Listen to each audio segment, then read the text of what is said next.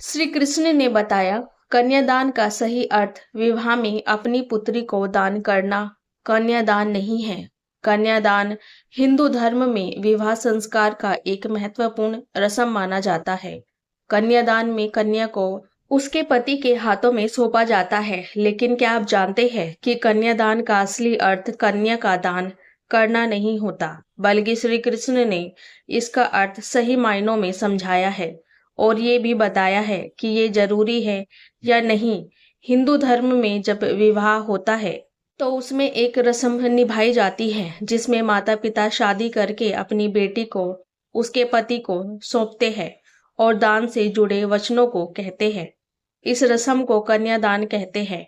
कन्यादान को हिंदू धर्म में सबसे बड़ा दान माना जाता है और अक्सर लोग इसका अर्थ लगाते हैं कि कन्यादान का अर्थ ही कि माता पिता ने अपनी पुत्री दूसरे परिवार को हमेशा के लिए दान कर दी है और अब उसकी पुत्री पर कोई अधिकार नहीं रहा, जो कि इस रस्म के प्रति लोगों की एक गलत समझ विकसित करता है।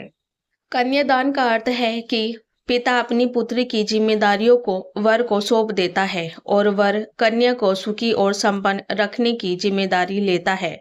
कन्यादान में वर पिता को वचन देता है कि वह उनकी पुत्री का हमेशा ख्याल रखेगा और उस पर किसी भी तरह की आंच नहीं आने देगा और कन्यादान को विवाह का जरूरी हिस्सा मानते हैं। जबकि जानकारों के अनुसार वेदों में कन्यादान का कोई जिक्र नहीं है, बल्कि यह रस्म मनुस्मृति ग्रंथ से भी ली गई है। इस प्राचीन ग्रंथ में एक महिला के अस्तित्व के लिए एक पुरुष संरक्षक होना आवश्यक माना जाता है। हमारे देश का कानून भी कन्यादान के रस्म को अहम नहीं मानता, बल्कि विवाह के लिए वो केवल विवाह के 7 फेरों को ही अहम सबूत के रूप में देखता है। कन्यादान से जुड़ी श्री कृष्ण ने भी एक व्याख्या की है जो आजकल के लोगों के कन्यादान से जुड़ी मिथकों को पूरी तरह से तोड़ता है। जब श्री कृष्ण की बहन सुभद्रा का विवाह अर्जुन से हो रहा था तो यह विवाह गंधर्व विवाह की श्रेणी में आ रहा था,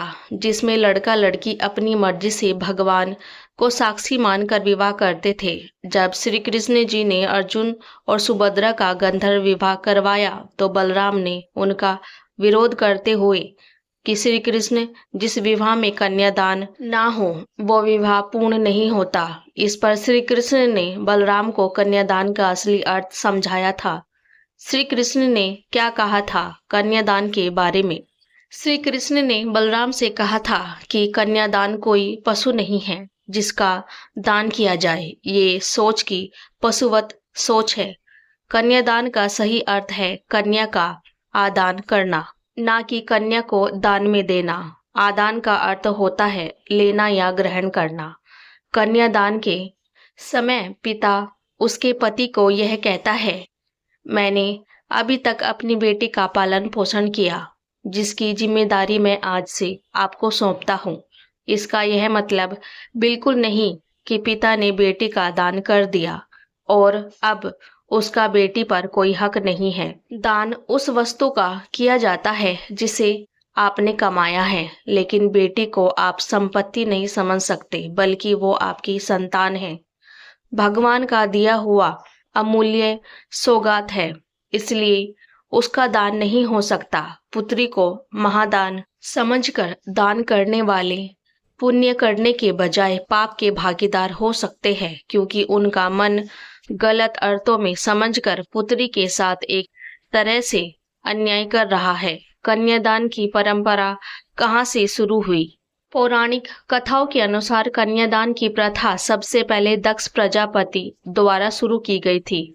दक्ष प्रजापति की 27 कन्याएं थी, जिनका विवाह उन्होंने चंद्रदेव से करवाया था ताकि सृष्टि का संचालन सही तरीके से हो सके। उन्होंने अपनी 27 कन्याओं, जो कि 27 नक्षत्र भी मानी जाती है, को चंद्रदेव को सौंपते हुए कन्यादान किया था। जहां तक इस प्रथा की उत्पत्ति का सवाल है तो वेदों में इसका जिक्र नहीं मिलता, क्योंकि वेदों में कभी भी पुरुषों और महिलाओं में कोई अंतर नहीं किया जाता था। वेदों के समय में स्त्री और पुरुष दोनों को एक समान ही समझा जाता था। वेदों के समय में स्त्रियां स्वयंवर करती थी और अपने जीवन साथी का चुनाव खुद ही करती थी, जो शादियां समानता के आधार पर ही होती थी। फिर मनुस्मृति के समय से कन्यादान की प्रथा का आरंभ हुआ और धीरे धीरे यह बहुत ही महत्वपूर्ण प्रथा बन गई। ऐसा माना जाता है कि मनुस्मृति का प्रारंभ हुआ तब उसमें 6 तरह की शादियां का वर्णन किया गया, जिसमें से एक स्वयं प्रमुख ब्रह्म विवाह होता था। इस विवाह में लड़की का पिता अपनी कन्या के लिए एक सुयोग्य वर का चयन करता था और उसे कुछ स्वर्ण या पैसा देकर अपनी कन्या का दान उस पुरुष को करता था। मनुस्मृति में समाज प्रमुख प्रधान था और स्त्रियां पुरुषों पर निर्भर होती थी। इसी वजह से यह नियम बना कि पिता किसी सुयोग्य वर का चयन करके अपनी कन्या का दान करेगा। उसी समय से शुरू हुई थी कन्यादान की प्रथा। कन्यादान का महत्व। कन्यादान की प्रथा को विशेष रूप से महत्वपूर्ण माना जाता है। ऐसा माना जाता है कि जब विवाह के दौरान कन्या का पिता विधि विधान के साथ कन्यादान की रस्म को निभाते हुए अपनी बेटी का हाथ वर को सौंपता है, तो बेटी के ससुराल और मायके दोनों का ही भाग्य अच्छा बना रहता है।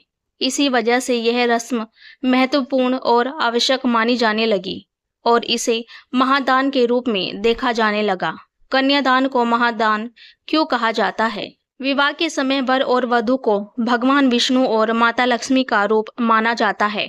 ऐसे में लड़की का पिता अपनी लक्ष्मी स्वरूपा पुत्री को वर पक्ष को सौंप देता है। इसी वजह से कन्यादान को महादान माना जाता है।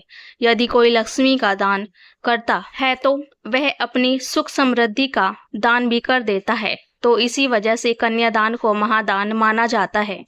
कन्यादान कैसे किया जाता है? कन्यादान की प्रथा अलग जगह पर अलग तरीके से निभाई जाती है।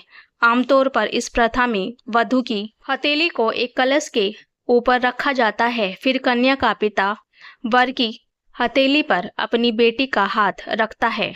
इसके ऊपर बाद में फूल, गंगा जल और पान के पत्ते रखकर मंत्रों का उच्चारण किया जाता है और हल्दी से कन्या के हाथ उसके माता पिता पीले करते हैं। मंत्रों के उच्चारण के साथ माता पिता अपनी बेटी के उज्जवल भविष्य की कामना करते हैं और हमेशा खुशहाल जीवन की कामना करते हैं। आज के समाज में कन्यादान भले ही कितना महत्वपूर्ण क्यों ना हो, लेकिन एक पिता के लिए यह एक भावुक क्षण ही होता है, क्योंकि वो अपने कलेजे के टुकड़े को दूसरे हाथों में सौंप देता है।